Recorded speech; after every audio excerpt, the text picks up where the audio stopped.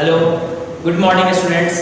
I am Rohit Singh, biology faculty, clips academy Muzaffarpur.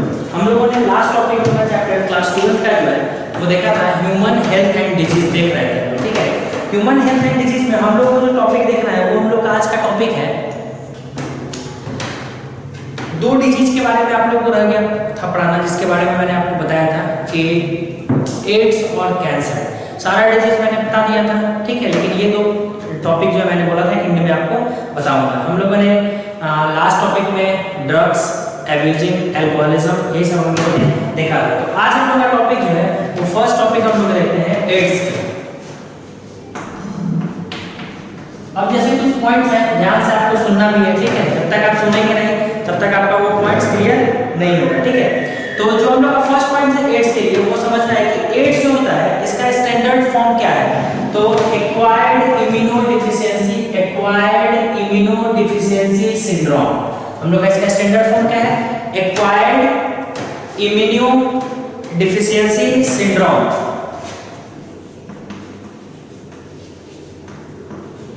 Acquired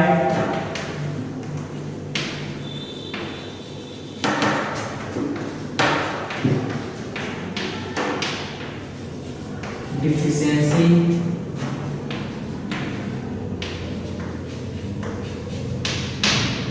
syndrome, ये हम लोग का इसका स्टैंडर्ड फॉर्म है। अब जो है ये डिफिशियंसी होता है इम्यून सिस्टम के कारण, मतलब इम्यून सिस्टम में ये बहुत ज्यादा डिफिशियंसी क्रिएट करता है। तो हम बोल सकते हैं it is due to deficiency of immune system and is acquired during of individuals indicating that it is not a congenital disease, ठीक है। अब पॉइंट है कि वर्ड जो सिंड्रोम यूज किया गया, ठीक है, सिंड्रोम वर्ड इसलिए यूज किया जाता है, इसको हम लोग बोलते हैं group of symptoms, group of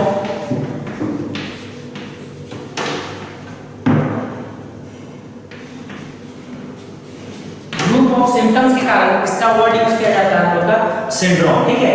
ads जो है फर्स्ट रिपोर्टेड किया गया था 1981 में, फर्स्ट जो है ये रिपोर्टेड किया गया था 1981 में, ठीक है। फर्स्ट टाइम एड्स के बारे में हम लोग को 1981 में बताया गया और वो लास्ट 25 ईयर से, या हम लोग बोल सकते हैं 30 ईयर से हम लोग कंटिन्यू इसको देख रहे हैं, ठीक है। ये पूरे ऑल ओवर वर्ल्ड में स्प्रेड है, तकरीबन 30 मिलियन ऑफ पीपल इससे मर चुके हैं, मतलब मरे हैं इसके इस वायरस के कारण, ठीक है। अब यहाँ पे जैसे हम लोग बात करते हैं तो कॉज है एड्स का, एड्स के कॉज को देखते हैं हम लोग। मेन इंपॉर्टेंट पॉइंट है कॉजेज ऑफ, सीधा कॉज ऑफ एड्स, एड्स का कॉज क्या है, ठीक है। अब इसको समझते हैं। जैसे HIV वायरस होता है, एक वायरस है HIV, ठीक है। HIV वायरस की अगर हम लोग बात करते हैं, HIV वायरस का फुल फॉर्म है human immunodeficiency virus, human immunodeficiency virus, ठीक है। अब ह्यूमन इम्यूनोडेफिशिएंसी वायरस मतलब HIV वायरस के कारण ये होता है हम लोगों को कौन सा प्रॉब्लम, एड्स जो होता है वो इसके कारण होता है। अब अगर हम लोग बात करते हैं कि स्ट्रक्चर मॉडल अगर हम लोग एड्स का, एड्स वायरस HIV का अगर देखते हैं तो क्या है, अगर स्ट्रक्चर मॉडल देखना है इसका तो ये मान लेते हैं स्ट्रक्चर मॉडल मैं आपको बना रहा हूं HIV का, ठीक है।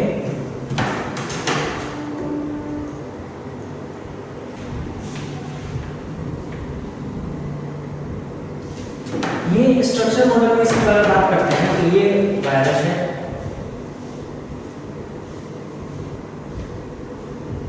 इस तरह का वायरस आपको इसके अंदर दिखेगा ऐसा, और भी बना देते हैं तो कंफ्यूजन नहीं होगी कितना होता है, इस तरीके से बना हुआ मिलेगा आपको, ठीक है। अब देखिए, अब जब बनाया गया ये मॉडल इसका, तो इसमें ध्यान क्या रखना है कि ये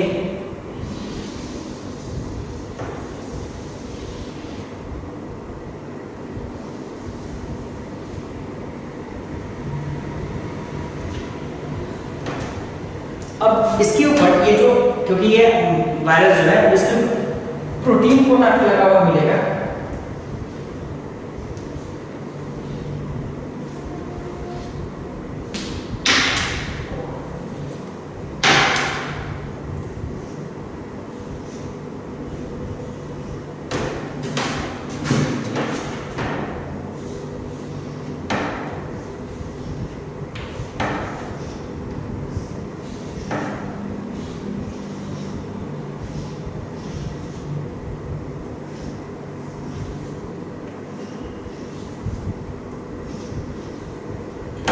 ठीक है, अब इसका नाम देखिए, जो ये लगा है इसको हम लोग बोलते हैं ग्लाइकोप्रोटीन कोड। ग्लाइकोप्रोटीन कोड, ठीक है। और अंदर जो आपका बना हुआ है स्ट्रक्चर, इसको हम लोग बोलते हैं रिवर्स, ये जो असेंबली है इसको बोलते हैं रिवर्स ट्रांसक्रिप्शन। क्या बोलते हैं इसको? बोलते हैं हम लोग रिवर्स ट्रांसक्रिप्टेज। रिवर्स ट्रांसक्रिप्टेज, ठीक है। ग्लाइकोप्रोटीन का लेयर लगा हुआ है और ये जो अंदर है तो क्या बोला? रिवर्स ट्रांसक्रिप्टेज, ठीक है। और ये जो लगा हुआ है इसको बोलते हैं आरएनए, क्योंकि एचआईवी वायरस आरएनए वायरस, ठीक है। जेनेटिक मटेरियल में टू आइडेंटिकल स्ट्रैंड्स होते हैं आरएनए के, ठीक है। और ये जो आपका ये जो चारों साइड से है इसको हम लोग प्रोटीन कोड बोलते हैं।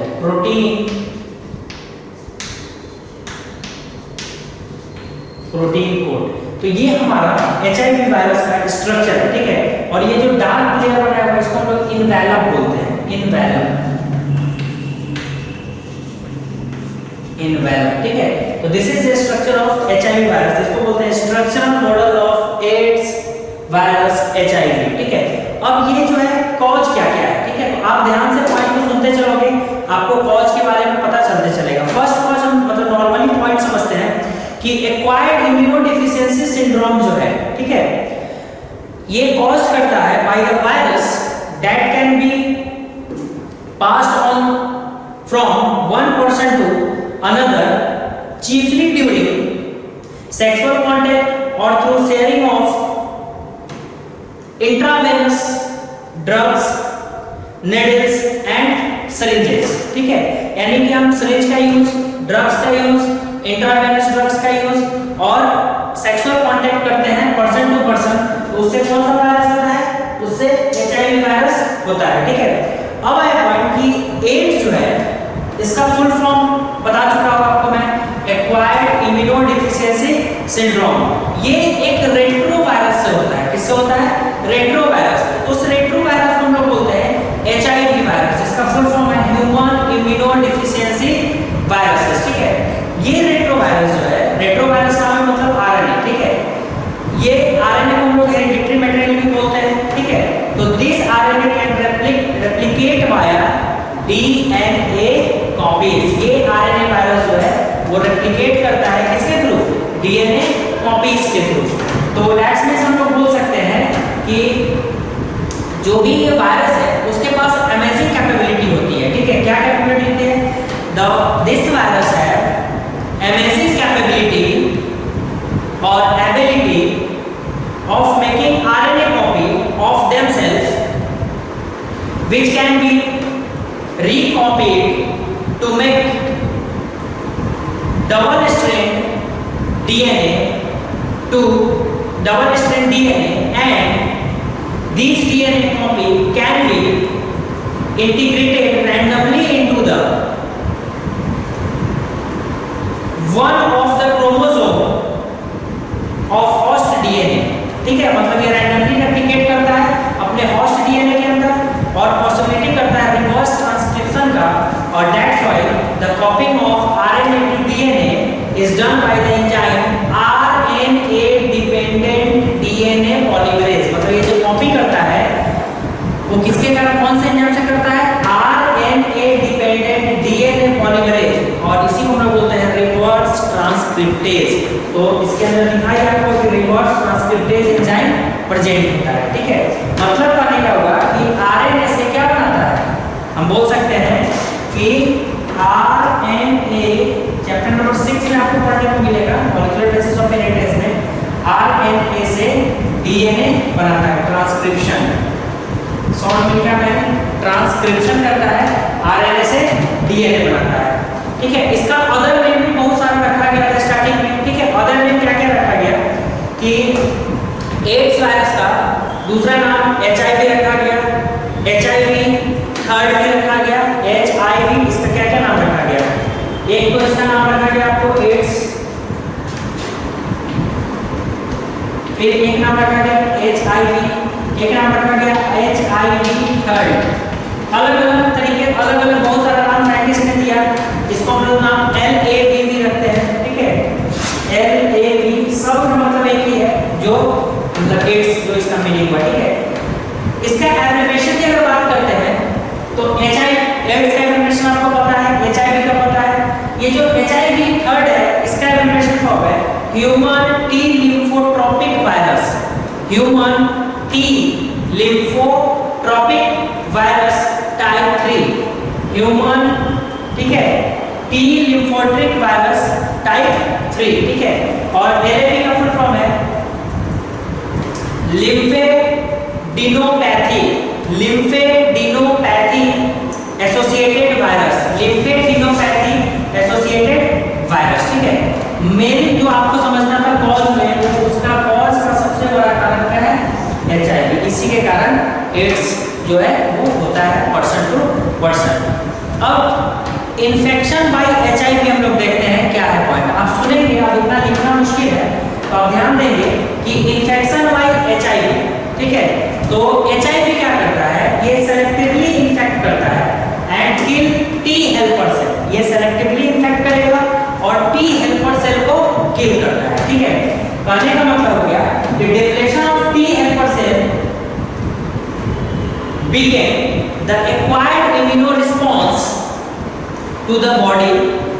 HIV is a retrovirus that utilize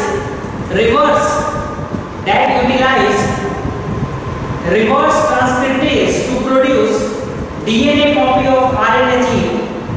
That means DNA integrated into the cell chromosome before it reproduce and make copy of itself. मतलब लगातार ये क्या करता है? एक दूसरे का कॉपी बनाते जाता है। ठीक है, मतलब कि कॉपी बनाते हुए अपने नंबर को बढ़ाता है। तो HIV जो होता है attached itself, HIV attached itself and bind with the plasma membrane of the T helper cell. ये HIV जो है अपने साथ क्या बोले कि HIV attached itself and bind with the plasma membrane of T helper cell. T helper cell के plasma membrane को bind करता है, जिसको हम लोग मैक्रोफेज बोलते हैं। क्या बोलते हैं? मैक्रोफेज। तो कहने का मतलब ये जब आगे बढ़ा HIV इंटर करता है सेल के पास, तो इसका एक डायग्रामेटिक रिप्रेजेंटेशन आपको बताते हैं, वहां से आपको आसान हो जाएगा इसको समझना। ठीक है,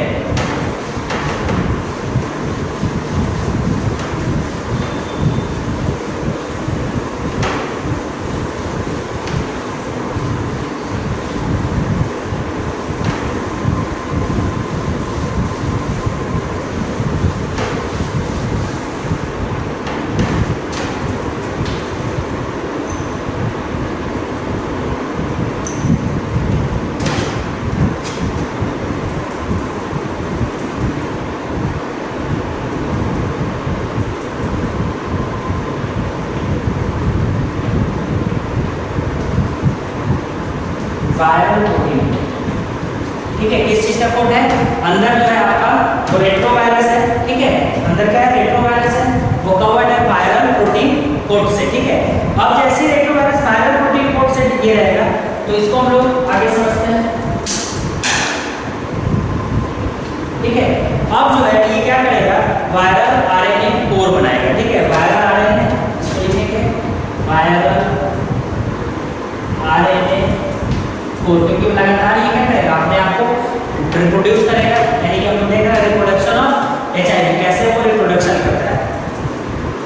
ठीक है, अब आगे की तरफ हम आते हैं तो इसको हम लोग बोलते हैं वायरल इन्फेक्टेड नॉर्मल सेल। ठीक है, यानी कि वायरस इन्फेक्टेड नॉर्मल सेल। अब ये वायरस जो है वो वायरस इन्फेक्टेड नॉर्मल सेल किसको इन्फेक्ट करेगा? ये नॉर्मल सेल को इन्फेक्ट करेगा।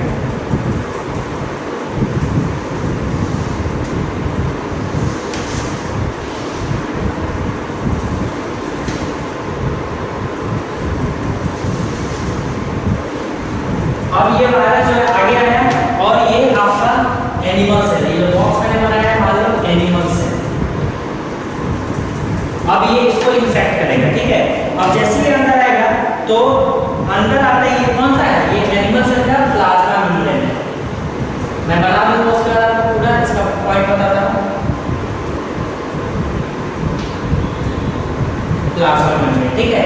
अब जैसे ही प्लाज्मा मेम्ब्रेन के पास पॉइंट आया, ठीक है, तो देखते हैं इस पॉइंट को। प्लाज्मा मेम्ब्रेन वाले पॉइंट पे क्या है कि एनिमल सेल के अंदर अब आया तो कौन पहुंचेगा? सीधा इसका आरएनए पहुंचेगा,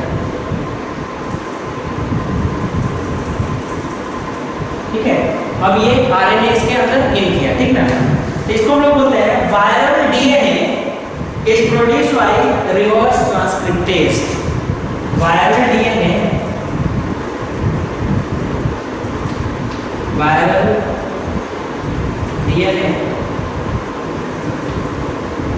produced by reverse transcriptase. Short form में मैंने लिखा है viral DNA is produced bye reverse transcriptase, ठीक है।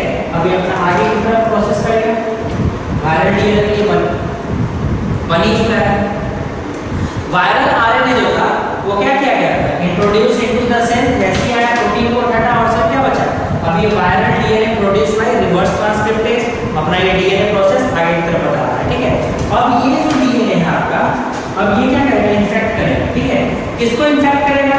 तो ये करेगा viral DNA incorporated into host genome. Viral DNA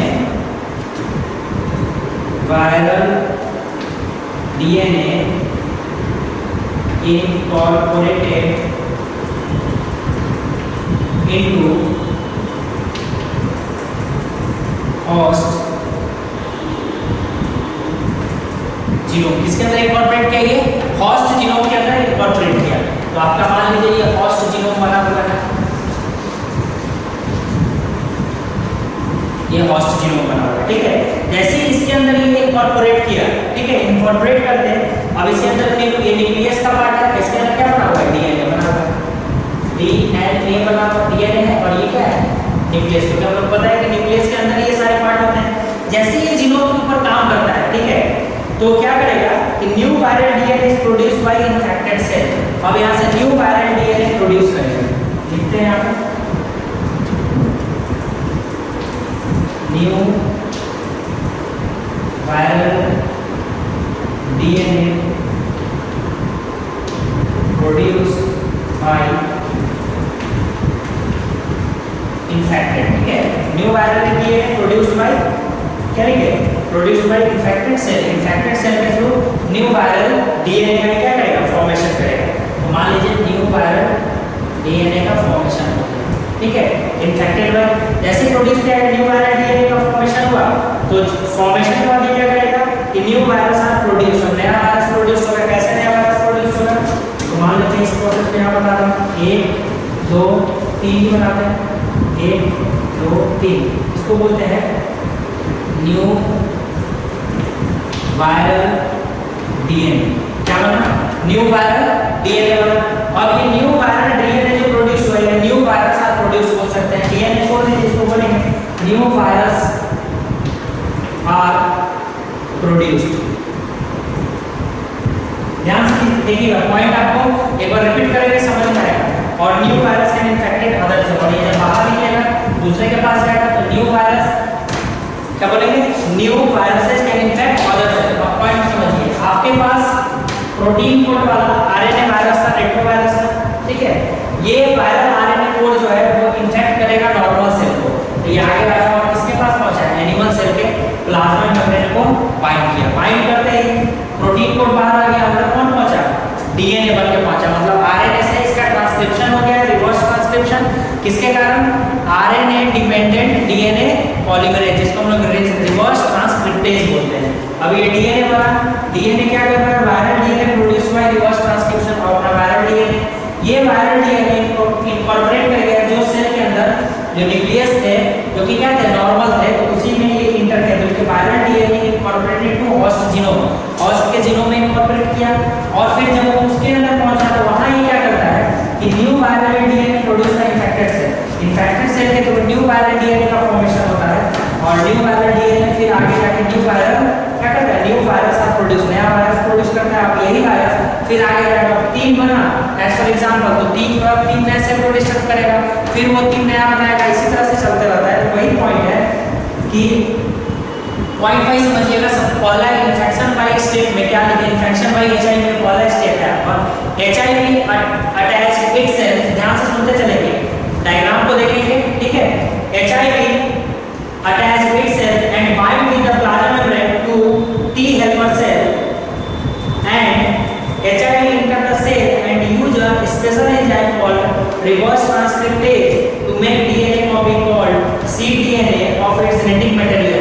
अब ये क्या हुआ, जब इंटर किया तो क्या बनाया, cDNA का फॉर्मेशन किया।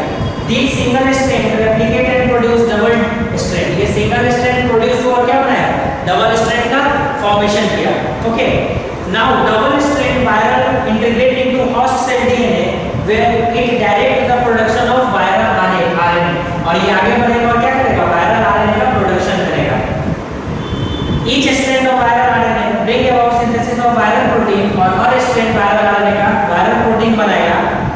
Assembly of RNA strand and viral protein now give rise to many viruses, and these viruses are released from the host cell before it die microphage like HIV factory। और इसीलिए हम लोग को इतना highly speed से ये बनने लगेगा कि इसको हम लोग HIV फैक्ट्री के नाम से भी आगे जानने लगेंगे। इसको हम लोग बोलते हैं डायग्राम को रिप्रोडक्शन ऑफ HIV, जो रिप्रेजेंटेशन किया गया है, और बोल सकते हैं कि infected cell can survive while virus are being replicated and release.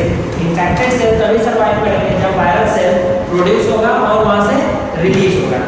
अब यहाँ पे कि HIV जो है क्या करता है नॉर्मली, तो HIV form attack more T helper cell, replicate and produce more viruses। This is repeated leading to progressive decrease in number of T helper cell या helper T cell, और ये लगातार अगर रिप्रोड्यूस होता रहेगा तो T helper cell को क्या करेगा, जो है उसके नंबर को कम करना स्टार्ट कर देगा, ठीक है।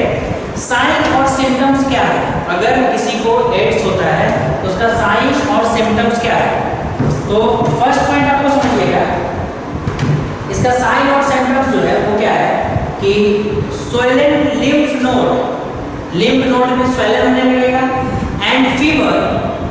सम early sign may be persistence cough and fever associated with difficulty in breathing. Fever होगा, कफ होगा, सांस लेने में आपको तकलीफ होगी। ब्लड प्लेटलेट्स का काउंट कम होने लगेगा, जिसके कारण हैमरेज होने की भी संभावना हो सकती है, ठीक है। Sweating at night and tiredness, रात के समय में स्वेटिंग होगा और आप टायर्ड फील करोगे अपने आप को, ठीक है। Weight loss and loss of appetite, शुरू से आप जब टॉपिक समझ रहे हो, वेट लॉस होगा और एपेटाइट को भी लॉस करने लगोगे। एड्स वायरस जो है वो अटैक करेगा आपके नर्वस सिस्टम पे and causing damage of brain, वो आपके नर्वस सिस्टम पे अटैक करेगा और आपके ब्रेन को भी क्या कर सकता है, डैमेज कर सकता है। ये आपके प्रोटेक्टिव इम्यून सिस्टम को भी डिस्ट्रॉय करता है, ठीक है। तो बोल सकते हैं कि ये डिस्ट्रॉय कर सकता है प्रोटेक्टिव इम्यून सिस्टम को, क्यों, क्योंकि ये कंटिन्यूअसली अटैक करता है हेल्पर टी सेल के ऊपर। तो इम्यून सिस्टम वीक हो जाएगा, नर्वस सिस्टम में प्रॉब्लम हो जाएगा। जब नर्वस सिस्टम में प्रॉब्लम होगा तो आप मेमोरी लॉस को भी लीड कर सकते हो, कोऑर्डिनेशन को भी लीड कर सकते हो, पार्शियल पैरालिसिस भी आपको हो सकता है, मेंटल डिसऑर्डर भी हो सकता है, loss of ability of speaking and thinking भी हो सकता है। आपको इतना सारा प्रॉब्लम होगा। तो ये सारा इसका साइन और सिम्टम्स है, ठीक है। तो साइन और सिम्टम्स मैंने लिखा नहीं है, लेकिन जितना भी था वो पॉइंट आपको बताया। अब यहाँ पे कि मोड ऑफ इन्फेक्शन क्या हो सकता है, यानी कि मोड ऑफ स्प्रेडनेस क्या हो सकता है, कैसे ये स्प्रेड कर सकता है। तो sexual contact with infected person, अगर किसी इन्फेक्टेड पर्सन के साथ सेक्सुअल कांटेक्ट होता है तब ये हो सकता है। इन्फेक्टेड नीडल्स का आप यूज करते हो तब ये हो सकता है। ब्लड टू ब्लड कांटेक्ट के कारण हो सकता है। मल्टीपल सेक्सुअल पार्टनर के कारण हो सकता है। इन्फेक्टेड मदर टू फीटस में भी ये मूव करता है, ठीक है। तो एड्स वायरस जो है, एड्स वायरस, ध्यान से सुनेंगे पॉइंट को, AIDS virus has been found in tear and saliva. AIDS virus tear और सलाइवा में भी फाउंड किया गया है, ठीक है। No instance of transmission from the body fluid has been reported.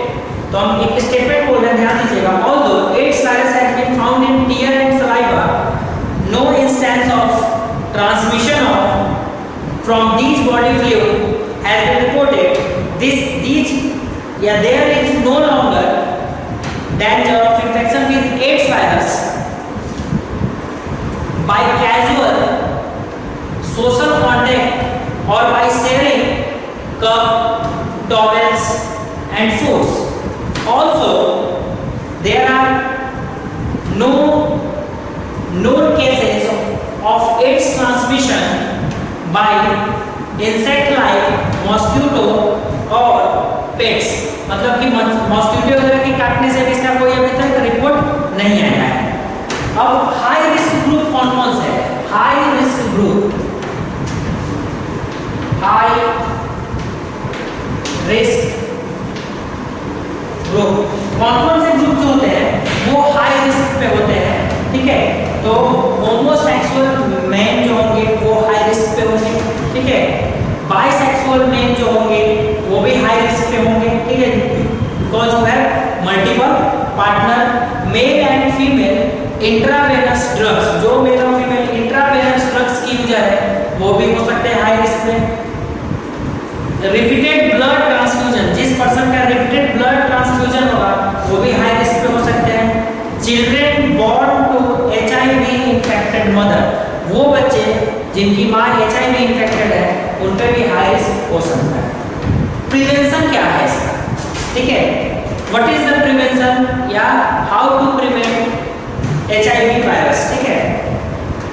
इसका प्रिवेंशन क्या है? जब भी जैसे ब्लड ट्रांसफ्यूजन के कारण हो रहा है तो अगर हम किसी का सेविंग किया हुआ रेजर या ब्लेड यूज करते हैं तो वहां से भी हमें हो सकता है। तो हमको क्या करना है? Use of new blade at the barber shop, barber shop पे हम न्यू ब्लेड का यूज करें। कॉमन रेजर का यूज ना करें, वनली डिस्पोजल नीडल का ही यूज करें हम लोग इंजेक्शन लेने के लिए। सेक्सुअल कांटेक्ट जो रखें वो अननोन पीपल से नहीं रखें, अवॉइड करें उसको। ब्लड ट्रांसफ्यूजन के समय या ध्यान दें कि blood should be tested, blood क्या होना चाहिए? टेस्ट किया होना चाहिए। Advocating safe sex and promoting regular checkup of HIV suspensions, आप क्या करें? अवॉइड करें सेक्स, मतलब सेफ सेक्स को एडवोकेटिंग करें और हमेशा HIV सस्पेक्टेड पॉपुलेशन को में अगर रहते हैं तो वहाँ अपना रूटीन चेकअप कराते हैं, ठीक है। National AIDS control organisation NACO, national AIDS control organisation NACO and other non governmental organisation NGO जिसको बोलते हैं लोग, are doing lot of educate people about AIDS. मतलब हम बोल सकते हैं कि NACO और NGO एड्स के लिए बहुत सारा अवेयरनेस लोगों तक पहुंचा रहे हैं। अब इसका कंट्रोल क्या है? मतलब कहने का होगा कि ट्रीटमेंट, ठीक है। तो एड्स के बारे में आपको पता है कि ये क्यूरेबल डिजीज नहीं है, नॉर्मली अभी तक हम लोग जानते हैं कि इसका ट्रीटमेंट नहीं हो सकता है, लेकिन हम लोग प्रिवेंशन कंट्रोल का यूज करके लॉन्ग टाइम तक अपने लाइफ को सर्वाइव कर सकते हैं, ठीक है। तो इसके लिए हम लोग डायग्नोस्टिक टेस्ट करा सकते हैं जिसको हम लोग बोलते हैं ELISA टेस्ट। क्या बोलते हैं? एंजाइम लिंक्ड इम्यूनोसॉर्बेट एसेस, ठीक है। एंजाइम क्या करते हैं? ELISA, ठीक है। एंजाइम लिंक्ड इम्यूनो एसॉर्बेट, ठीक है, इसको हम लोग पूरा एक साथ लिखते हैं इम्यूनोसॉर्बेट, इम्यूनोसॉर्बेट एसे, इसी को बोलते हैं ELISA टेस्ट, ठीक है। ELISA टेस्ट पॉजिटिव केस को बताता है, यानी बोल सकते हैं कि वेस्टर्न ब्लोटिंग टेस्ट के नाम से भी इसको जानते हैं। वेस्टर्न ब्लोटिंग टेस्ट इज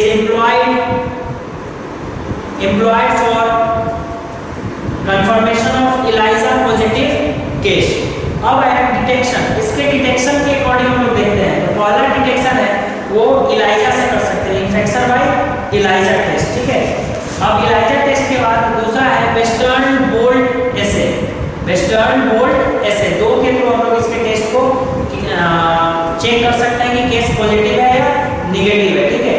और एचआईवी के लिए नॉर्मली याद रखेंगे कि the antibodies against HIV appear with 2 to 12 weeks of infected by HIV, regardless of whether the clinical symptoms appear or not। 2 से 12 सप्ताह के अंदर उसका सिम्टम्स आ रहा है। एंटीबॉडीज भी आप उसका क्या होता है बॉडी के अंदर, मतलब HIV अगेंस्ट हैप्पी होता है, लेकिन इसका कोई भी क्लिनिकल सिम्टम्स अभी तक appear नहीं हुआ है।